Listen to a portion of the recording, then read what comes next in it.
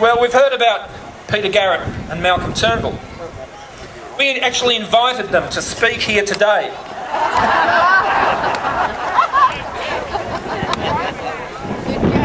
Both of them wrote back claiming to have prior commitments. One politician who made no such excuse is Senator Bob Brown.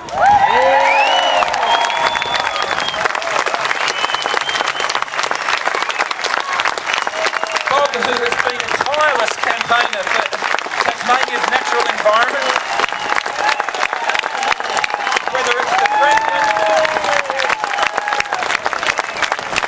whether it's the forest, whether it's Western Vale, whether it's Wailecta, whether it's Elizabeth Bay, Tamar Valley pulp mill. Warm welcome for Bob. Here he is.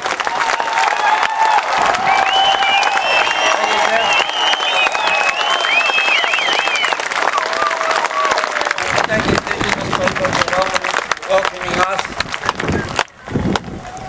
Here as thousands of Tasmanians, with this spirit for defending our planet against those who would maraud and degrade it, gather on this shore where the cleanest air in the world blows across our shores,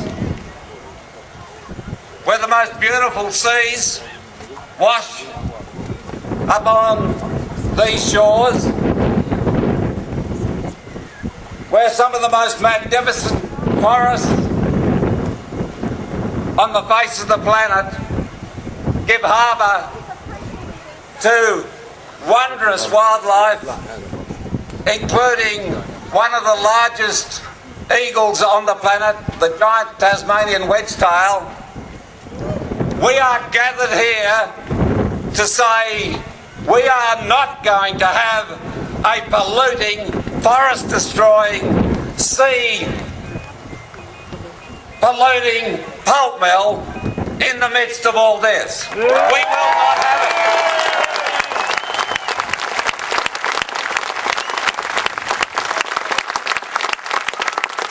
Malcolm Turnbull,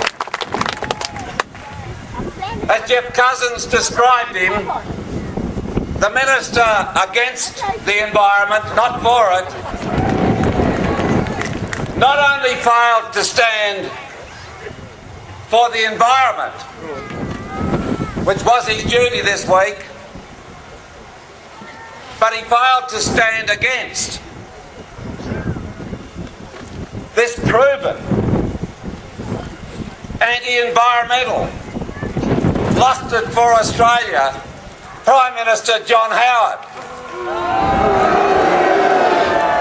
This Prime Minister who's turned his back on climate change these last 11 years, who's licensed the destruction of forests, personally with his signature, these last 11 years, who's failed to see that good environment means good economy. He still sees it as environment versus economy. This Prime Minister last Thursday sent us a cup of poison in this pulp mill. This Prime Minister tomorrow is coming to this island state with a begging bowl saying, "Give me your votes." Can you believe him? Can you believe the hypocrisy of this failed Prime Minister who's on his way to the exit door because he doesn't understand the spirit of Australia in 2007?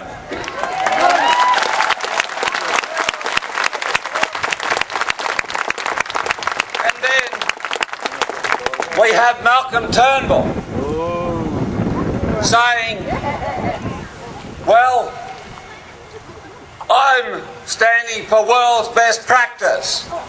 What in? Deceit? Failure to understand? Failure to stand up for the very title you wear on your desk? I have on the way here this morning got a progress report from some very senior barristers looking at what Malcolm Turnbull announced on Thursday. And they tell me this: there is an arguable constitutional issue in what he did. But moreover, they say this: the Environment Protection and Biodiversity Conservation Act, our nation's environment law, does not authorise the Minister to grant an approval where the Minister did not understand and was not properly informed about the impact on the sea from the effluent. Well, this Minister did not understand or was not properly informed, as we've just heard. And the Act does not authorise this Minister to act as he did. And then we have Peter Garrett.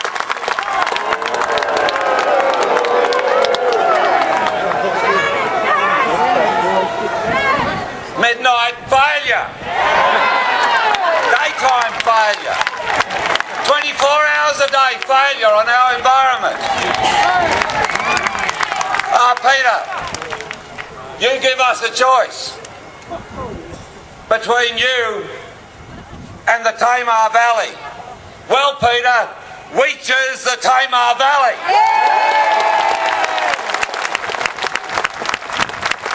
He said, I read it in the Age yesterday, Peter Garrett said he's perfectly comfortable with authorising this polluting monster of a pulp mill. This is Peter Garrett perfectly comfortable with 200,000 hectares of our Tasmanian wild forest being destroyed and fed into that pulp mill. This is Peter Garrett perfectly comfortable with 100,000 people in this valley having to breathe the air which the Australian Medical Association says don't allow that to happen because it'll injure human health. This is Peter Garrett saying I'm perfectly comfortable with the vineyards, the organic farmlands, the fisheries being polluted by this pulp mill. I won't stand against it. And this is Peter Garrett saying I'm perfectly comfortable with those waters washing up where the surf riders, the swimmers, the beach combers go with dioxins and furans mixed in after the effluent pipe, the sewer pipe, from this environmental abattoir they want to build up the river, empties its load 64,000 litres a day into our Bass Strait. Well, Peter Garrett, we're not perfectly comfortable with you.